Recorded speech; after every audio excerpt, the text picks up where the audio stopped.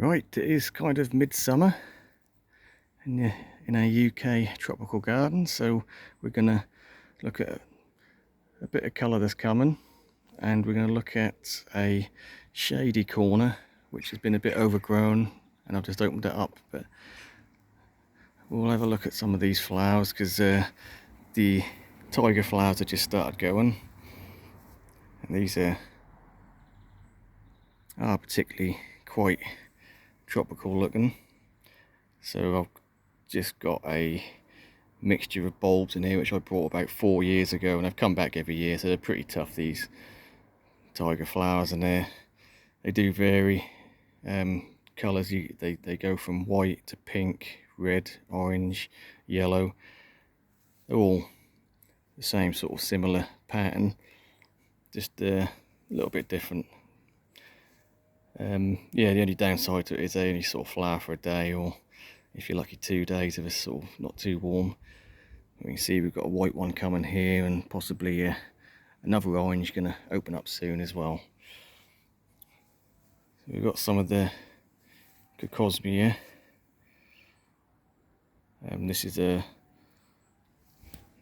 orange type. I don't know the name on this one, not quite opened up yet, whereas obviously the Lucifer is well underway. That's been going for a few weeks now, looking fantastic. So we've got these in flower here, not quite sure the species. It was given to me as a ornamental cabbage. It's obviously some sort of succulent, but yeah, they've been in flower for a while, starting to go over, but really sort of almost fluorescent colours on them. Yeah, I've got one of the cannas started to do a little flower here. Again, I don't know the species on this. I bought this a couple of years back. It's quite an unusual one, sort of purple foliage, sort of really thin sword-like foliage, and by the looks of it, quite small flowers. But that's the first of the cannas starting to flower.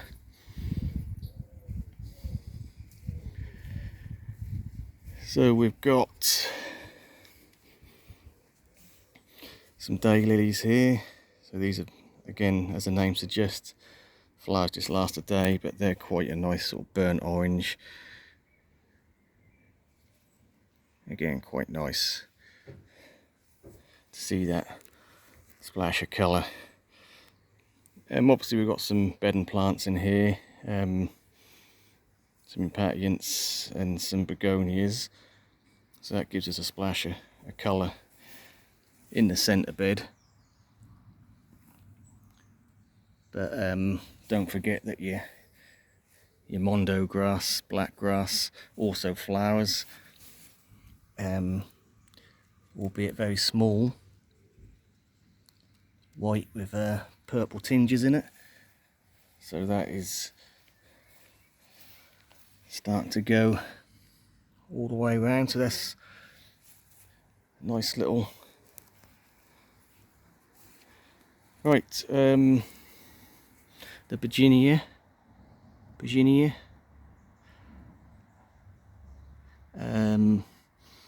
Unusual. They normally flower for me in spring, sort of fairly early spring, to be fair, late winter, early spring. But because of the weird weather we're having, they're flushed again for me. I don't know if that's normal or not, but I've never had it before. So they're starting to go again, or have been going again. And we've got some passion flowers coming out. So we have got little dots of colour here and there with flowers. Again, the standard sort of hydrangea, which, like I say, yes, that's not a plant that I've put in, that's just been there since I've moved in. We've got the bear's bridges, that's starting to flower away now, as we can see. The old palm frond holding that up nicely. And again, just some more bedding plants here with the begonias and impatiens, and a splash of colour with the fireball bromeliad at the front there. and you don't always need flowers for colour when you've got foliage like that. So this is the Persian shield. I've got a couple of these, bought from Morrison's supermarket, £4. I don't know, March time, half dead. So we had them in the hothouse, growing them on a bit, and we've got them outside and they're looking fantastic. Real nice. I mean, when the sun's out, they've got a real glossy purple to them. I mean, it really is quite a nice standout when you've got a lot of greenery.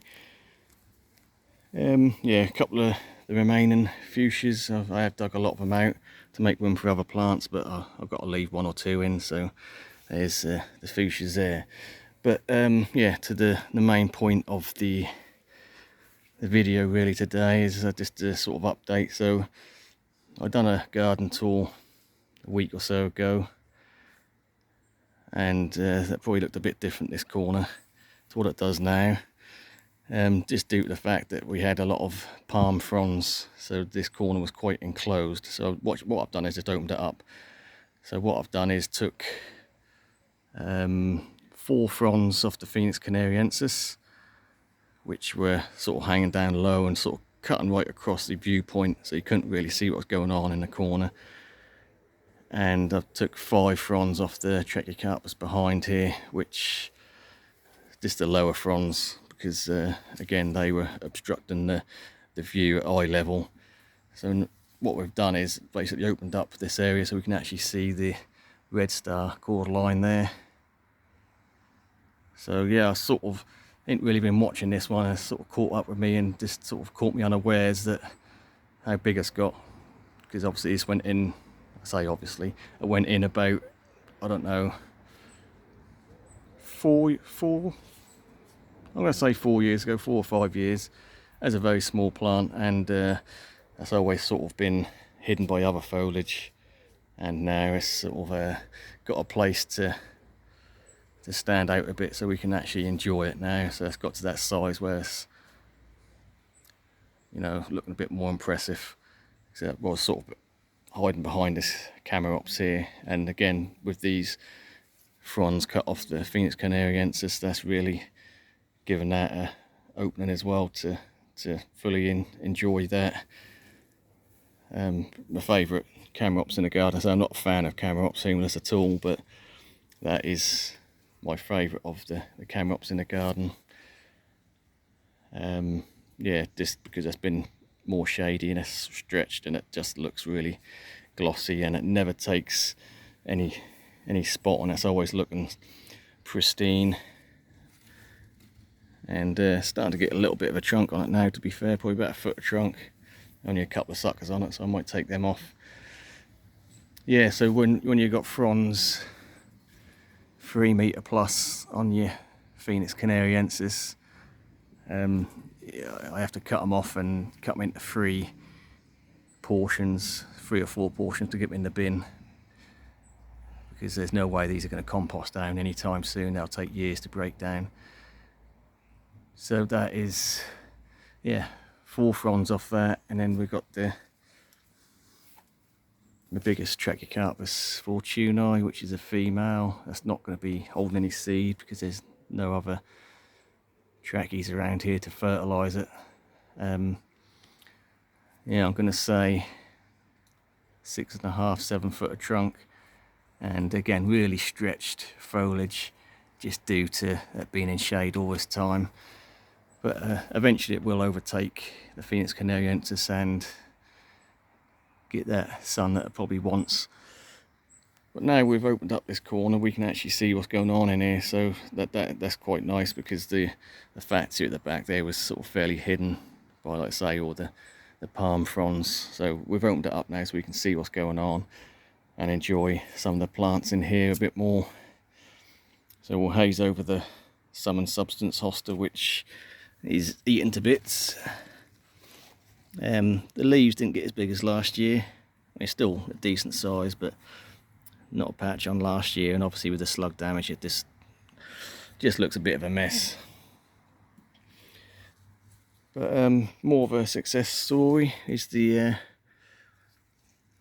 Camadoria radicalis, common name hardy parlour palm, and this done really well over winter and it's looking really good now. This is a cluster, and I haven't actually counted them. I believe there's probably about 6 or 7 there. Yeah, really nice pristine foliage on that, looking really good. What else we got? So we got the really quite nice Fatsia variegated, and this is all the new flush, and the leaves have really sort of come out at a good size on this flush with a reasonable bit amount of variegation on it. The leaf at the back there is absolutely massive, but I can't actually get my hand to it, but it's probably a bit bigger than that. So yeah, that's done well considering sort of last year's flushes down here. So this year it's put on nearly 3 foot of growth. So good year for the Fatsias if they don't get eaten like some of my other ones. We have got another Fatsia here. This is a Fatsia camouflage, which, to be fair, I've only just bought this. This is one of the ones from B&Q. I think they're 14 quid, and I got it on a 20% off day, so work that one out, 11 quid or something like that. So right deep in the back there we've got that cast iron plant, Aspidistra, and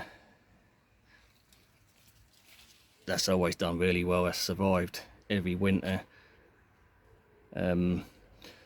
Again, probably due to the fact that it's got the Eucalyptus gunnii, so it's sort of planted right underneath that, so that's going to suck up a lot of moisture, so it keeps it fairly dry in this corner. So yeah, in the winter that probably helps to keep that dry and gives that a good chance, because they will rot off if it's cold, if it's really wet. What else we got? We've got a Farthfugium. This is a wavy gravy, not one of my favourites. I prefer the standard leaf form, but this one is less wavy than some I've seen. That ain't too bad. We have got, which I've had to tie up because it fell down, this is the Fats Hedera camouflage form. Quite nice. And we've got some various ferns and stuff under here, and we've got a limelight dracaena just to give it a pop of lighter colour as well. That's just a house plant which comes out for the summer. So yeah, just taking them fronds off, having a little bit of a tidy up. That just allows me to see what's going on in there and enjoy the plants. And again, just the cordyline red star is one that, like I say, I've really sort of forgotten I had. It's just sat there behind all the foliage, and now I can really enjoy it. I don't say much about the bamboo because I hate it. I want to get rid of it, but I've got no chance of getting that out anytime soon. I would not plant bamboo again in the ground.